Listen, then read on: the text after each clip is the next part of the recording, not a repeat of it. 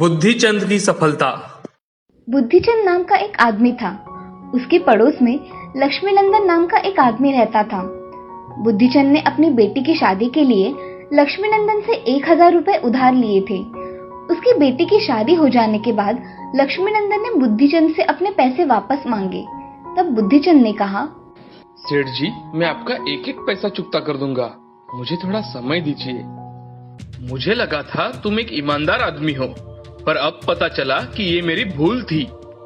सेठ जी, धीरज रखिए, मैं आपका कर्ज अवश्य चुका दूंगा, मैं बेईमानी नहीं करूंगा।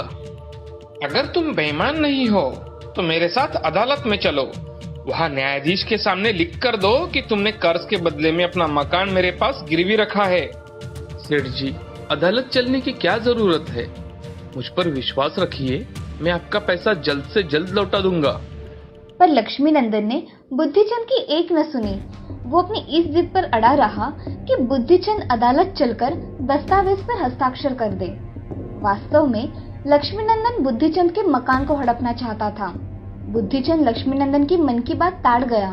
उसने लक्ष्मीनंदन से कहा, मैं अदालत चलने के लिए तैयार हूँ, पर वहाँ चलने के लिए मेरे पास ना तो घोड़ा है और ना ही। सेठ ने बीच में ही उसकी बात काटकर कहा, तुम तैयार हो जाओ, मैं तुम्हें अपना घोड़ा दे दूंगा, पर मेरे पास अच्छे कपड़े भी नहीं है। चलो, मैं तुम्हें अपने कपड़े भी दे दूंगा, मगर मैं पगड़ी की व्यवस्था कहाँ से करूंगा? वो भी मैं तुम्हें दे दूंगा। और कुछ चाहिए? सेठ जी, मेरे पास तो जूते भी नहीं है। मैं तुम्हें अपने जूते भी दे दूंगा, मगर अब देर मत करो, झटपट तैयार हो जाओ। लक्ष्मीनंदन ने मन ही मन खुश होते हुए कहा। बुद्धिचंद ने लक्ष्मीनंदन की पोशाक पहन ली, सिर पर पगड़ी और पैरों में उसके जूते पहन लिए। वो लक्ष्मीनंदन के घोड़े पर सवार होकर उसके साथ अदालत जाने के लिए चल पड़ा। जब अदालत में बुद्धिचंद का नाम पुकारा गया तो वो न्यायाधीश के सामने हाजिर हुआ। उसने न्यायाधीश से कहा, श्रीमान, सेठ लक्ष्मीनंदन का कहना है कि मेरा मकान और मेरे घर की सारी चीजें इनकी है। इसके लिए ये हमेशा मुझसे झगड़ा करते रहते हैं। मुझे सेठ जी जबरन अदालत में लेकर आए हैं। श्रीमान, कृपया आप मुझे इनसे कुछ सवाल पूछने की इजाजत दो। न्यायाधीश ने लक्ष्मीनंदन को बुलवाया और उसे बुद्धिचंद के सवालों का जवाब देने का आदेश दिया। बुद्धिचंद ने लक्ष्मीनंदन से पूछा, मेरे सिर पर बंधी पगड़ी किसकी है? लक्ष्मीनंदन ने कहा, मेरी है। मैंने जो कपड़े पहन रखे हैं वो किसके हैं? लक्ष्मीनंदन ने कहा, मेरे हैं। और किसके हैं? बुद्धिचंद ने पूछा, और मेरे पैरों में जो जूते हैं वो किसके हैं? जूते भी मेरे ही हैं। बुद्धिचंद ने पूछा, और जिस घोड़े पर सवार होकर मैं यहाँ कचहरी आया हूँ वो घोड़ा किसका है? लक्ष्मीनंदन ने चीखते हुए कहा, वो घोड़ा भी मेरा ही है। पगड़ी, घोड़ा, जूते, कपड़े सब मेरे हैं। अदालत में मौजूद सभी लोग लक्ष्मीनंदन का जवाब सुनकर ठठाकर हंसने लगे।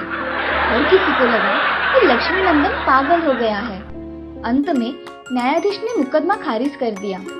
बुद्धिचंद ने अपने बुद्धि से अदालत में लक्ष्मीनंदन को हंसी का पात्र साबित कर दिया। इस तरह उसने लक्ष्मीनंदन के षड्यंत्र को विफल कर दिया। इस कहानी से हमें ये सीख मिलती है कि हमें हमेशा धूर्त के साथ धूर्तता से ही पेश आना चाहिए। नमस्कार दोस्तों, कहते हैं जब जब जो होना है तब तब सो होगा। शायद से ये बात आईएएस अधिकारी बन चुकी तानिया को अच्छी तरह से मालूम थी। ये कहानी है एक गरीब घर की लड़की तानिया की। तानिया एक 22 साल की लड़की जो अपने मालकिन के घर खाना बना रही थी। दरअसल तानिया अपनी पढ़ाई के साथ साथ लोगों के घर खाना बनाती थी। उसकी इच्छा थी आईएएस ऑफिसर बनने की। वो आज खाना बनाते बनाते मालकिन से पूछने लगी कि मालकिन, आपके बेटे किस एग्जाम की तैयारी कर रहे हैं? ऐसे में मालकिन का दिमाग घूम जाता है और वो तानिया को जोरों से डांट कर ये नसीहत देती है, तू अपने काम से काम रख। मेरा बेटा क्या कर रहा है उससे तुझे क्या लेना देना? अपना काम कर और चलती बन यहाँ से। जितना टाइम तू पढ़ाई करके बर्बाद करती है उतनी देर में मेरे घर की सफाई कर दिया कर। थोड़े पैसे और मिल जाएंगे तुझे और तेरे घर की आर्थिक स्थिति कुछ सही हो जाएगी। आज तानिया का मन चूर चूर हो जाता है। दरअसल मालकिन ने सब बातें तानिया को व्यंग के रूप में कह दी। अब तानिया काम से घर लौटकर आती है और रोज की तरह रात को पढ़ाई में लग जाती है और सुबह होते ही मालकिन के घर खाना बनाने निकल जाती है। लेकिन मालकिन के तेवर आज कुछ बदले बदले से होते हैं। मालकिन तानिया से कहती है कि तान्या, तुझे अमित से कुछ काम था क्या? अमित, जो कि मालकिन का बेटा था और यूपीएससी की ही तैयारी कर रहा था, अमित आज घर पर ही था। मालकिन, मुझे ये पूछना था कि अमित किस परीक्षा की तैयारी कर रहे हैं? मालकिन झट से तानिया को बोलती है, तू एक काम कर, तू आज यही रुक जा और अमित से अपनी पढ़ाई की बात भी कर लेना और मेरा थोड़ा काम भी कर लेना। तानिया झट से खुश हो जाती है। अब मालकिन बोलती है कि तान्या, आज रात में 15 लोगों का खाना बनाना है, क्या तुम बना दोगी?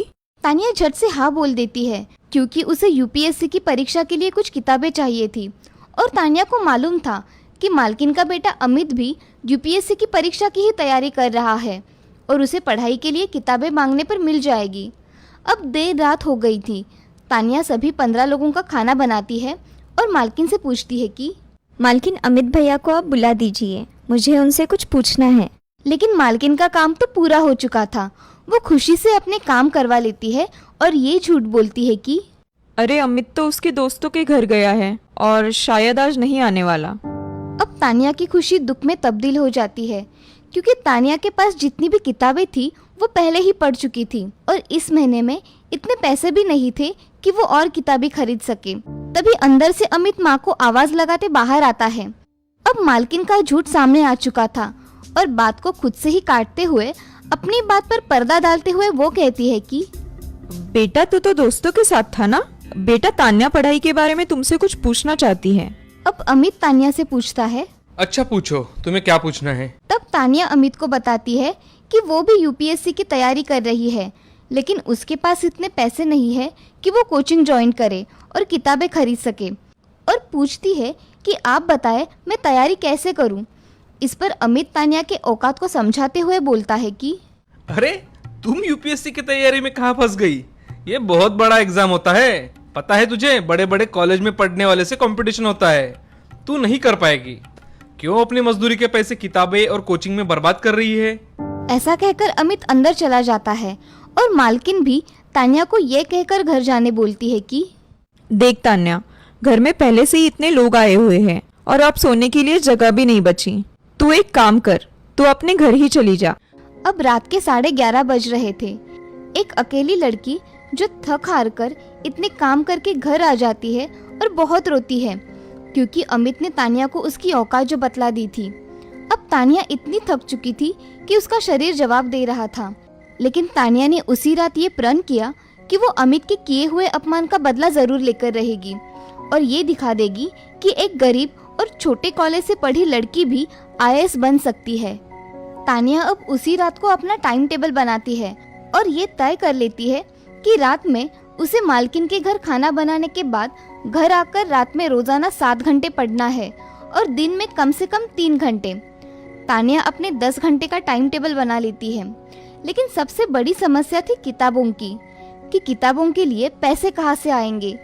तब तानिया ने ठान लिया कि वो फिर से एक बार मालकिन के बेटे से किताब मांगेगी, क्या पता वो दे ही दे, और ये सोचते हुए सो जाती है। सुबह तानिया अपनी 3 घंटे की पढ़ाई खत्म कर मालकिन के घर पहुंच जाती है। घर पर अमित बाबू सो रहे नजर आते हैं। तब तानिया मालकिन से कहती है कि मालकिन, आप चाहो तो मैं आपके यहाँ और कुछ घंटे काम कर लूँगी, आपकी गाड़ी की सफाई भी कर दूँगी। बदले में आप मुझे हर महीने 500 रुपये और दे दीजिए ताकि मैं पढ़ाई के लिए किताबें खरीद सकूँ। मालकिन भी आज खुश थी। वो कहती है कि एक काम कर, मैं पैसे तो नहीं दे सकती मगर अमित की किताबें तुम्हें दिला सकती हूँ, तू पढ़कर जल्दी जल्दी वापस कर देना। अब तानिया की खुशी का ठिकाना नहीं था। माँ के कहने पर अमित तानिया को किताबें पढ़ने के लिए देने लगा और अब से तानिया अपनी पढ़ाई की गति दुगनी कर देती है। जो किताबें अमित के अलमारी में पड़ी धूल की बेड़ चढ़ रही थी, उनका अब उपयोग होने लगा था। अभी यूपीएससी की प्री परीक्षा में 4 महीने बाकी थे और तानिया ने अमित की किताबों से सारा यूपीएससी का सिलेबस 4 महीने पहले ही खत्म कर दिया था, क्योंकि तानिया को किताबों का महत्व पता था। इधर अमित यूपीएससी से हटकर अपनी अलग ही दुनिया में मस्त था, लेकिन माँ को दिखाने के लिए वो तानिया को दी हुई किताबें 2 से 3 दिनों में मांगने लगता था। अब तानिया परीक्षा के लिए अपना रिवीजन चालू कर देती है और एक दिन खाना बनाते बनाते मालकिन से पूछती है कि मालकिन, अमित भैया की तैयारी कैसी चल रही है? इतने में अमित वहां आ पहुंचता है और फिर से तानिया को उसकी औकात दिखाने में लग जाता है। लेकिन अब की तानिया वो तानिया नहीं थी जिससे उसने 6 महीने पहले किताब देते वक्त बात की थी। अमित पूरे रौब में फिर से तानिया से यूपीएससी में कितने पेपर होते हैं ये पूछने लगता है और इस पर 2 मिनट में तानिया पूरे सिलेबस को अच्छे से समझाकर अमित से अंतर्राष्ट्रीय संबंध के हाल में घटे हुए एक मुद्दे पर प्रश्न पूछती है। लेकिन बेचारे अमित को तो दूर दूर तक यूपीएससी के करंट अफेयर की जानकारी भी नहीं थी। वो बात को घुमाते हुए फिर से तानिया को अपनी औकात दिखाने की कोशिश करता है और वहां से निकल लेता है। अब धीरे धीरे समय बीत जाता है और यूपीएससी की प्रारंभ परीक्षा आ जाती है। तानिया परीक्षा पास कर लेती है लेकिन अमित परीक्षा पास नहीं कर पाता और ये बताता है कि इस बार उसने परीक्षा दी ही नहीं। लेकिन तानिया तो पास थी, परंतु ये बात वो मालकिन और अमित को नहीं बताती। अब मेंस की बारी थी। अब तानिया दुगनी मेहनत में लग जाती है और मेंस में सफल रहती है। अब वो इंटरव्यू का इंतजार करने लगी थी।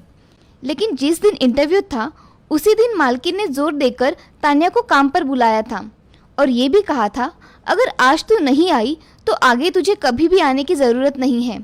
तानिया को तो ये तय था कि वो उस दिन नहीं जाएगी क्योंकि उसे यूपीएससी की बिल्डिंग में इंटरव्यू के लिए जाना था। अब इंटरव्यू खत्म हो जाता है और इधर मालकिन तानिया को काम से निकाल देती है। अब तानिया अंतिम परिणाम का इंतजार करने लगती है। तभी यूपीएससी के रिजल्ट आ जाते हैं और तानिया को 369वीं रैंक मिलती है। जी हाँ, तानिया ने 369वीं रैंक सिक्योर कर ली थी। अब तानिया की खुशी का ठिकाना नहीं था। एक गांव की लड़की यूपीएससी परीक्षा पास कर आईएएस बन चुकी थी। आज जब यूपीएससी के अंतिम रिजल्ट का पता अमित को चलता है तो वो भागे भागे तानिया के घर आता है और उसे उसकी स्ट्रेटजी के बारे में पूछता है। आज मालकिन भी अमित के साथ पहली बार तानिया के घर आई थी। तानिया सोचती है कि वो भी एक दिन था जब मालकिन और अमित भैया मुझे मेरी औकात बताते थे। लेकिन शायद तानिया अमित जैसी नहीं थी। उसने अमित को अपनी सारी स्ट्रेटजी शेयर कर दी और तानिया आईएएस ट्रेनिंग की ओर निकल जाती है। दोस्तों, आशा करते हैं कि तानिया के जिंदगी के महत्वपूर्ण पल आपको बहुत बेचैन कर देंगे, अपने पढ़ाई के प्रति आकर्षित कर देंगे, अपने लक्ष्य के प्रति प्यार भरे अंदाज में बढ़ने को समर्पित कर देंगे। मुझे आशा है कि ये कहानी देखने के बाद आप अपने आप में बदलाव करेंगे।